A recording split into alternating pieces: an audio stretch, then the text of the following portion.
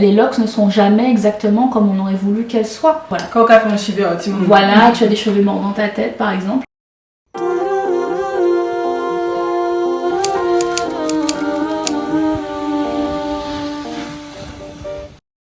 Hi my loves! Aujourd'hui, on fait une nouvelle vidéo sur les locks et cette vidéo est un peu spéciale, un peu particulière parce que je suis avec une special guest who is my friend. Elle s'appelle Léa. Yes. Je l'ai amenée dans cette vidéo pour lui poser un peu de questions parce qu'elle a des locks depuis un peu plus longtemps que moi. Je me suis dit que ce serait une bonne idée pour avoir un autre point de vue que le mien et qu'on puisse un peu comparer nos expériences et de parler de choses toutes les deux. Du coup, pour commencer, combien de temps t'as tes locks, comment t'as commencé, comment ça s'est passé, un peu les débuts. Alors comment j'ai commencé? C'est vrai que depuis un moment, je m'intéressais aux locks. Okay. Mais c'est vrai que j'avais des préjugés en fait à la base sur les locks. Ah ouais? Ouais. Si on apprend quand même des choses. Oui, c'est-à-dire que bon, c'était souvent, en tout cas dans ma famille, c'était souvent, de manière générale, enfin je veux dire aux Antilles, porter des locks, ça a une signification particulière. Voilà la manière, voilà, les représentations ne sont pas forcément positives vis-à-vis des locks. Et donc un jour en fait j'avais des rajouts et j'ai beaucoup aimé en fait ce que ça faisait et puis donc en plus depuis un moment je m'intéressais aux locks et puis aussi le fait que je me suis vue une fois avec des rajouts, ça ressemblait beaucoup à des locks et je trouvais que ça m'allait bien. Et puis aussi ce qui a été le déclic c'est que bon, j'ai eu comme beaucoup je pense de filles noires, afro, descendantes, on est beaucoup interrogées sur nos cheveux, que ce soit par l'environnement extérieur ou nous-mêmes en fait, la relation qu'on développe avec nos cheveux est quand même assez paradoxale. Parfois, on a des sentiments un peu paradoxaux. Ouais. Avant d'entrer dans le détail de Your Locks Journey, on va commencer un peu par le avant locks. Donc, comment tu te sentais avec tes cheveux, comment ils étaient, est-ce que tu les as défrisés ou est-ce que tu les gardais naturels, voilà un peu. Généralement ta hair journey avant les locks. D'accord. Alors avant, au début, ma mère s'occupait de nos cheveux. Je me rappelle de ces moments tous les dimanches où il fallait faire le shampoing, il fallait ensuite faire les nattes et tout. C'était un moment qui était assez désagréable. Je me rappelle le moment de s'asseoir sur le banc, là, le banc en bois qui fait mal, vraiment. Et donc voilà, donc ça c'était les premiers temps. Et puis quand je suis arrivée un peu à la puberté, au collège, ma mère ne voulait plus me coiffer. Voilà. Enfin, elle pensait que de plus en plus je pouvais prendre soin de mes cheveux, etc. Donc j'essayais de trouver les produits appropriés, mais bon, j'avoue que c'était un peu compliqué. Un peu beaucoup, voilà. Et à ce moment-là, je crois qu'il y a eu un mouvement de nappy. Un happy movement qui a fait que je me rappelle d'une entreprise en particulier qui était venue en Guadeloupe promouvoir des produits naturels, mais c'était des petits produits, des échantillons, je me rappelle. Après j'ai décidé de défriser mes cheveux. Voilà. Alors il l'appelait l'assouplissement. C'est pas un défrisage. C'est différent. C'est différent. Ça va pas changer la texture de vos cheveux. Voilà. Mais voilà. Enfin, du coup, j'ai fait un assouplissement pendant un certain nombre d'années. Et puis ensuite, je suis passée au wave. L'assouplissement, c'était pas la même chose que le wave? Non, puisque je crois qu'au début, je faisais juste des brushings ou je lissais un peu, enfin, je sais pas. Alors que le wave, il me semble qu'on met un produit en plus pour que ça fasse des petites vagues, quoi. J'ai pas fait de curl, j'ai fait le wave. Et voilà, donc pendant au moins je pense 3 ans environ au lycée, arrivé au lycée, j'ai fait le wave. D'accord. Voilà, donc ça c'était les débuts. Les débuts. Est-ce que tu avais cette envie d'avoir des cheveux similaires au curly, comme on dit, parce que c'était elle les populaires au lycée en Guadeloupe. Parce qu'on est guadeloupéenne, obviously. Du coup, est-ce qu'il y avait cette envie d'avoir une texture de cheveux différente? Enfin, est-ce que tu penses que c'était dû à un problème plus profond ou c'est juste que tu savais pas gérer tes cheveux et c'était la technique, la méthode que tout le monde utilisait? Je pense que dans ta question, là, il y a la réponse. Ok. C'est-à-dire que c'est vrai, enfin, moi aussi j'ai été complexée par mes cheveux, crépus. Bon, bien qu'ils étaient un peu mélangés, comme je pense beaucoup de cheveux de filles noires. Mais voilà, ils étaient crépus fondamentalement. Et c'est vrai que oui, j'ai été déjà traversée par un sentiment d'infériorité par rapport aux filles qui avaient des cheveux curly, etc. Parce que c'était ce qui était beau.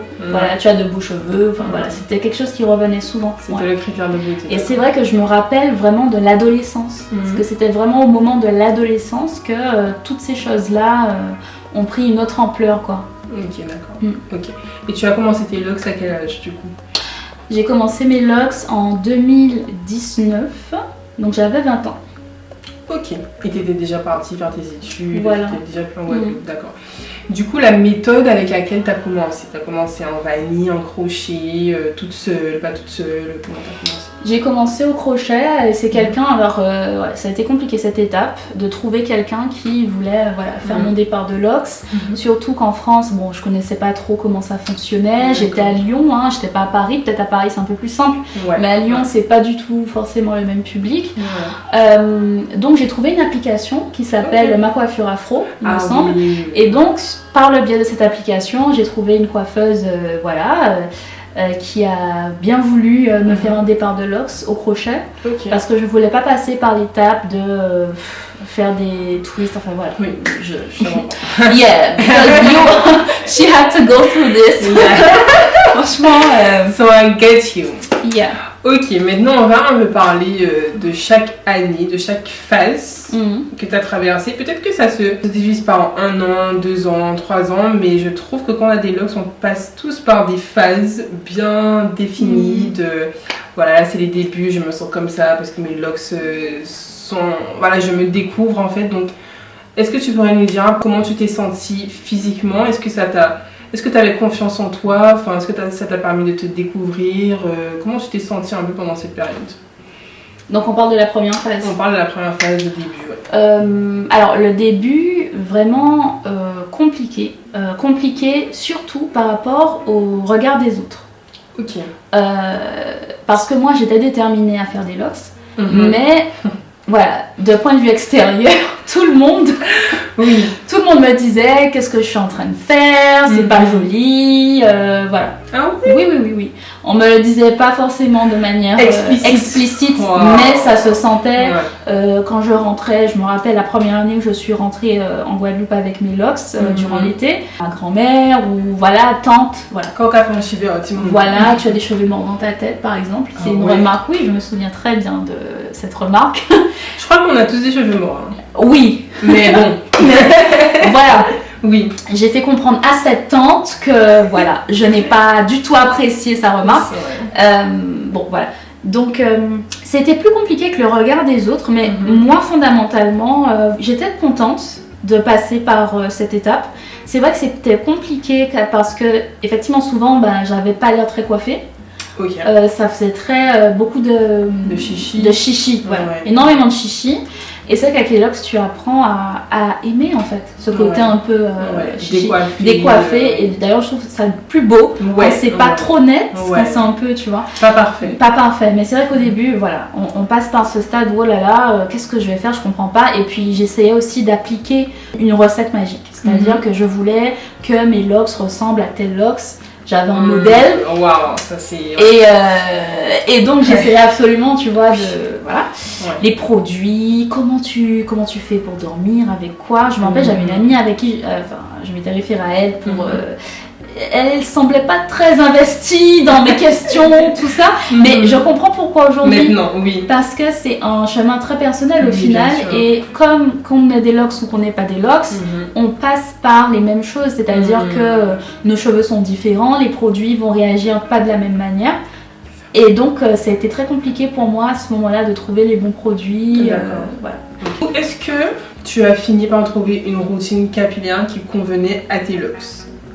Surtout au début, Est-ce que toi aussi t'es passé par des produits, par exemple tu fais un retwist mais c'est avec le mauvais produit, du coup ça laisse des résidus, enfin est-ce que t'as eu cette période aussi de galère, de tu testes des produits, ça fonctionne pas? Combien de temps ça t'a pris pour trouver ton équilibre avec ce que tu dois faire, la fréquence à laquelle tu dois te laver les cheveux? Parce qu'au début tout le monde dit qu'il faut pas laver les locks. Tout le monde disait quand tu viens de commencer, il faut rester au moins 3 mois sans te laver les cheveux, tu vois. Pour pas que tes cheveux se défassent, enfin du coup voilà, est-ce que ça a été compliqué? Est-ce que tu as fini par y arriver? Oui, enfin alors je pense que j'ai pris au moins 2-3 ans. Ok. J'ai pris 2 ans, 2 ans à peu près, pour vraiment me familiariser avec les locks et comprendre comment mes cheveux fonctionnaient avec elles, de manière générale, tu vois.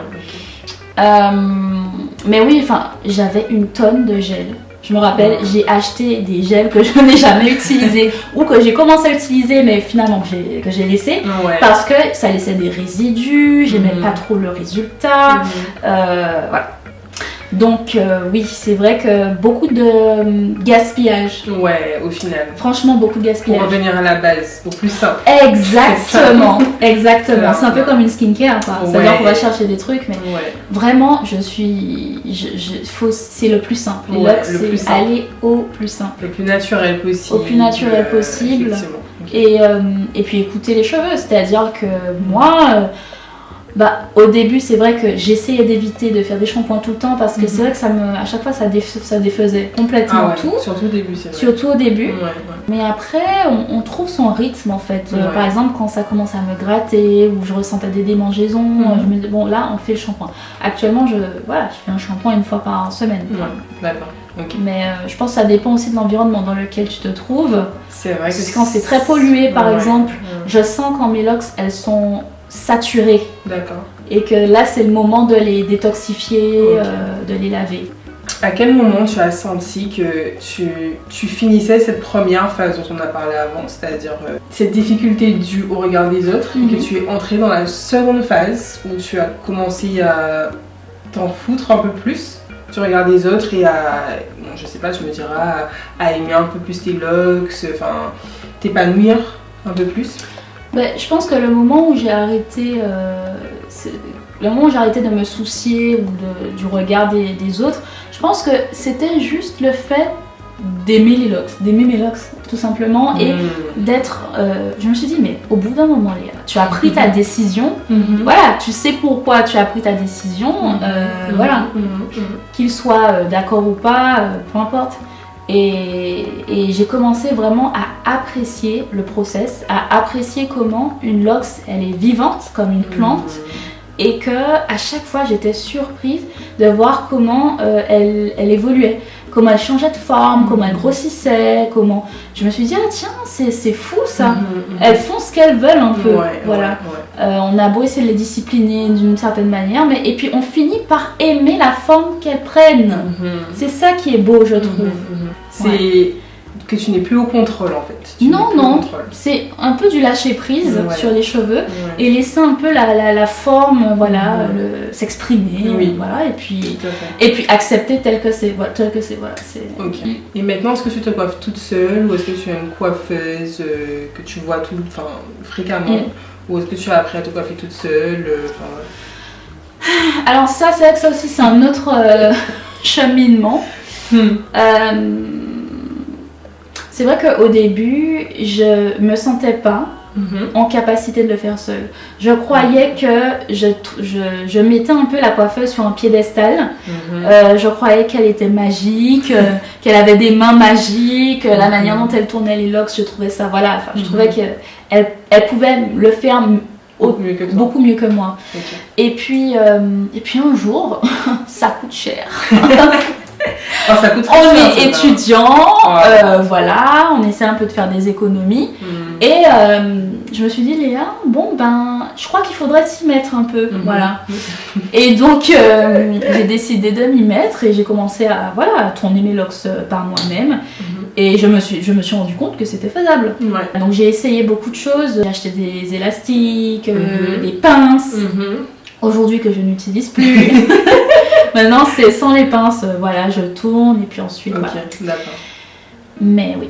Et est-ce que ça t'a donné une certaine confiance en toi de savoir que tu peux te coiffer toi-même? Clairement. Ouais. Clairement. Ouais. Cette autonomie, en fait. En fait, tu ne dépends plus de quelqu'un. Mm. Et je trouve que ça, c'est incroyable avec les locks, que c'est entre toi et toi, C'est vrai. au final. Et quelle leçon, je veux dire, quelle différence il y a, bon après il n'y a pas que les locks, il y a les années, les expériences de vie, mais quelle différence tu penses qu'il y a entre la Léa d'avant, qui n'avait pas de locks, et la Léa de maintenant, qui, après 4 ans de locks, quelle différence tu penses qu'il y a entre les deux et quelles leçons tes locks t'ont apprises? Alors, je dirais pas forcément que la Léa d'aujourd'hui est intrinsèquement liée aux locks. Ouais. Voilà. Mais c'est vrai que je dirais que les locks, ça a fait partie d'un cheminement personnel, de rencontre avec moi-même, de tenter en fait d'aller à l'inconnu quoi, enfin dans l'inconnu. Et peut-être la plus grande leçon, comme je le disais tout à l'heure, c'est le fait de lâcher prise. Parce que c'est vrai que les locks ne sont jamais exactement comme on aurait voulu qu'elles soient. Elles sont ce qu'elles ont envie d'être. Et nous, on les rejoint là où elles sont. Et je pense que c'est ça que ça apprend. Après, c'est vrai que c'est aussi un marqueur identitaire. Je trouve que ça affirme quelque chose. Totalement. Ça affirme quand même quelque chose. Je trouve que les locks ont un aura quand même. Un aura sur les femmes. Portent une énergie. Ouais. Bon, sans doute, c'est peut-être la raison pour laquelle certains décident, par rapport à une situation dans leur vie, de couper les locks. Mais c'est pas seulement les locks, c'est les cheveux de façon générale. Vrai, les cheveux portent une énergie. Ouais, totalement. Et en fait, la différence, c'est que quand t'as des locks, vu que tu coupes pas tes cheveux, l'énergie elle est là, elle reste, alors que quand t'as des cheveux sans locks, tu perds plus de cheveux de manière générale. Enfin, aussi, je trouve qu'avec mes cheveux sans locks, quand je faisais un shampoing, j'avais vraiment cette sensation de... Comment l'expliquer? Enfin voilà, je pouvais tout enlever, mais avec mes locks, même quand je fais un shampoing, mais c'est pas vraiment un shampoing, tu vois, genre je sais que je fais un shampoing, mais tu vois, genre c'est différent parce que enfin c'est sur des cheveux emmêlés et tout, enfin c'est vraiment particulier quoi, et puis quand tu regardes le bout d'une locks, tu sais que le bout de la locks il est là, enfin depuis que t'as 20 ans quoi, tu vois, c'est un bout qui date de 4 ans et qui est là avec toi, tu vois ce que je veux dire, c'est vrai. Ouais. C'est fou, hein. C'est vrai parce que, en fait, nos cheveux nous quittent jamais, quoi. Enfin, il n'y a pas... C'est ça. Et finalement, est-ce qu'on pourrait le comparer à une sorte de recyclage? Les locks, une sorte de recyclage. Totalement. Est-ce qu'il y a des choses que tu regrettes dans ta locks journey? Je sais pas comment dire ça en France, en fait. Est-ce qu'il y a des choses que tu aurais fait différemment ou pas? Je ne pense pas. Ouais. Je ne pense pas. Peut-être d'un point de vue pratico-pratique, être peut-être aller directement vers des gels un peu moins chimiques pour éviter les résidus, le fait que ça puisse s'entasser au niveau de la racine, enfin de la locks. Mais de manière générale, sur tout le cheminement, non, je ne regrette rien. Je pense que c'est aussi ça qui fait que elle est belle, cette journey. Enfin, c'est que les erreurs, voilà. Ok. Je trouve que ça fait partie du... Ça marche. Et est-ce que tu as cette sensation que les gens te jugent ou te mettent dans une catégorie en te voyant avec des locks ou pas? Ce que j'ai constaté, c'est que les gens confondent les rastas et les locksés. Voilà, ça c'est vraiment une confusion générale. Bon, je n'en veux personne pour ça. Mais par exemple, oui, c'est vrai que j'ai été dans plusieurs situations où j'ai dû rappeler que le rastafarisme, c'est une religion, enfin voilà, c'est une pratique religieuse, spirituelle, qui n'a rien à voir avec... effectivement, il y a des rastas qui... Voilà, mais je porte juste des locks. Mais c'est vrai que surtout en France, il y en a qui comprennent pas exactement comment ça fonctionne. Du coup, c'est assez passionnant de les voir un peu... fascinée en fait par le process, parce que c'est vrai que c'est un process quand même qui est très particulier. Quand tu disais on garde, on tourne, ça continue à pousser. C'est vrai. C'est un process chez des personnes qui ne viennent pas, qui ne comprennent pas un peu. Voilà. Donc j'ai plaisir à expliquer comment ça fonctionne. Voilà, c'est comme ça les locks. Voilà. Et puis c'est sympa, ok. Voilà quoi. D'accord. Est-ce que toi aussi tu as eu ce sentiment d'entrer dans une communauté? J'ai l'impression que en tant que noire, à chaque fois que tu changes un peu de stage avec tes cheveux, par exemple, quand j'avais des cheveux défrisés, je faisais partie de la communauté des gens qui cheveux défrisés. Quand j'étais en transition, c'était la communauté des gens en transition. Quand j'ai fait le big shop, c'est la communauté des gens en big shop. Tu vois, quand j'ai les cheveux courts, communauté de filles aux cheveux courts. Et maintenant que j'ai les locks, j'ai découvert une autre communauté de femmes locksées. Et que je trouve vraiment exceptionnel. Je trouve qu'il y a un amour. Est-ce que toi aussi tu sens qu'il y a une communauté, que ce soit sur le réseau ou même en vrai? Et est-ce que tu l'aimes bien? Est-ce que ça t'a aidé d'être entouré de personnes comme toi, de sentir que tu appartiens en fait à une communauté?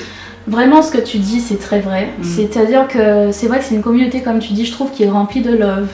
Remplie de love, remplie de good vibes. On aime s'inspirer les unes des autres à travers les photos, à travers les partages d'expériences aussi.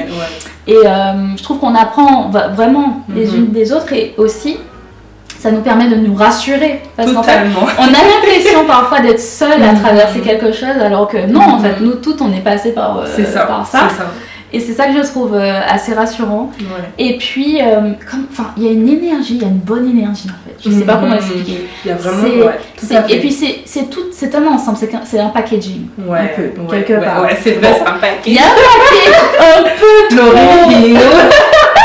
Ça peut avoir un truc un peu caricatural, ça peut l'être, avec les pierres, machin. Bon, on n'est pas dans ça. Moi, je suis pas dedans. Bon, je suis pas en train de critiquer ceux qui le sont.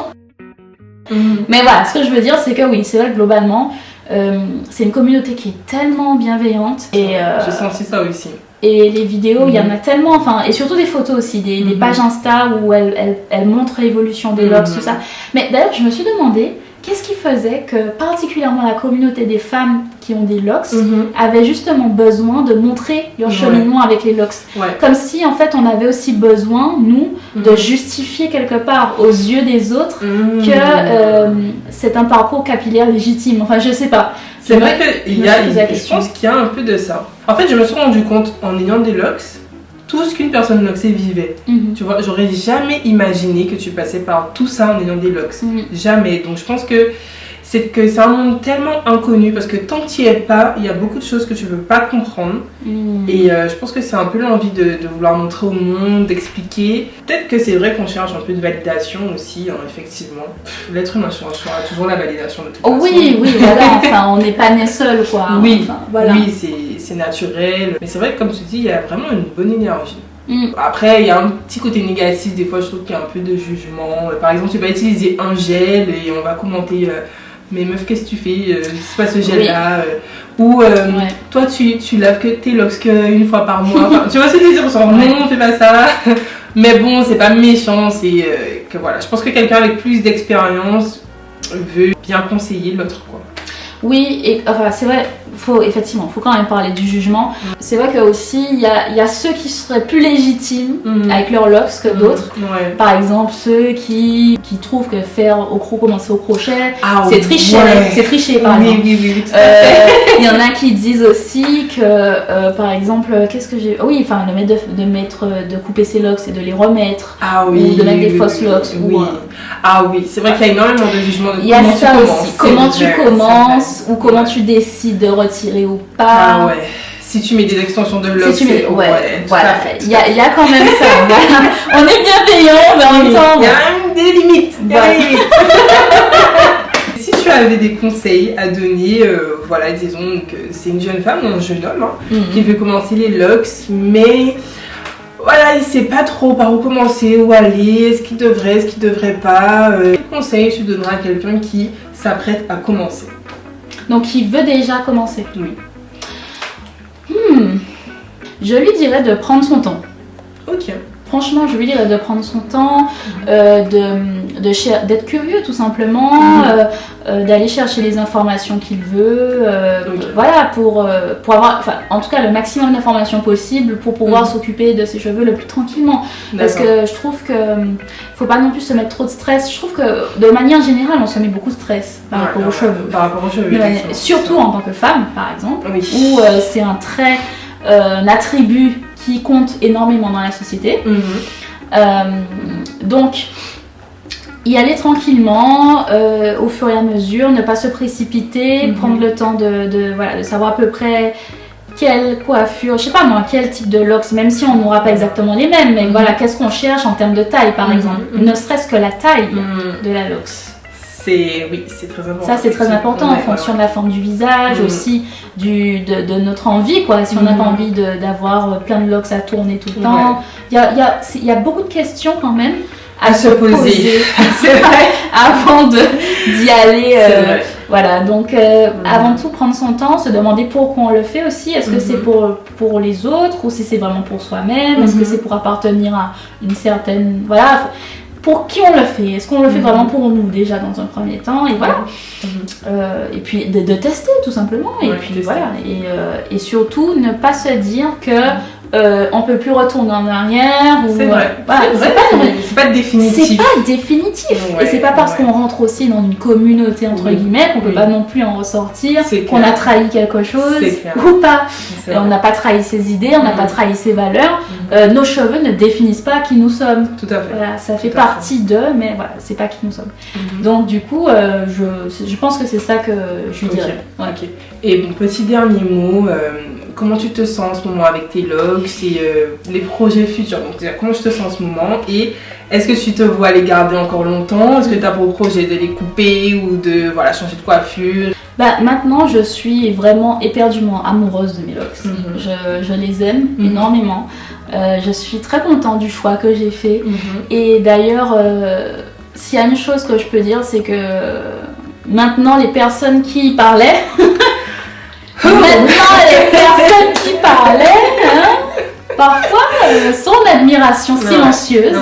C'est-à-dire que je vois les regards, je vois waouh, ce sont vraiment des locks. Parfois, certains se rendent compte que c'est des locks alors qu'ils pensent que c'est des vanilles ou des nattes. Ils disent, mais c'est vraiment beau comme ça, etc. Donc voilà. Donc je suis contente aussi de ça. Et puis, c'est presque une victoire, quoi. C'est une victoire personnelle, voilà, vraiment une victoire personnelle et d'être restée en accord avec ma décision, mon choix. C'est moi qui me regarde tous les jours dans le miroir et qui apprécie de me voir avec des locks. Donc voilà. Et puis mon projet pour le futur, je projette de les garder. Je pense, j'aimerais bien me voir avec des locks, avec des cheveux gris. Non, mais je t'assure. En fait, je trouve les femmes avec des locks et des cheveux gris incroyable. En tout cas, pour l'instant, c'est là où j'en suis. Voilà, c'est là où j'en suis. Et oui, qu'elle pousse, quoi, pour voir. Voilà. D'accord. Ok, merci beaucoup. J'espère que ça a pu vous servir, ces petits conseils, cette expérience. N'oubliez jamais que... Qu'est-ce que je peux dire? Voilà, rappelez-vous que vos cheveux, c'est entre vous et vous. Tout est en vous. Voilà. Merci beaucoup d'avoir regardé cette vidéo. On va faire un petit zoom sur ces locks pour que vous puissiez voir. Si je peux te rapprocher un petit peu et montrer la beauté de... Voilà, elles sont bien intéressantes. Ouais. Voilà, de l'autre côté. Voilà, pour que vous voyez un petit peu.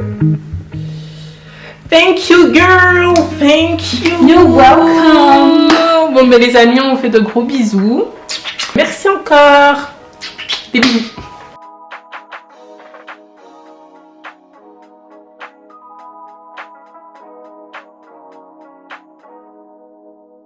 I can't believe I believe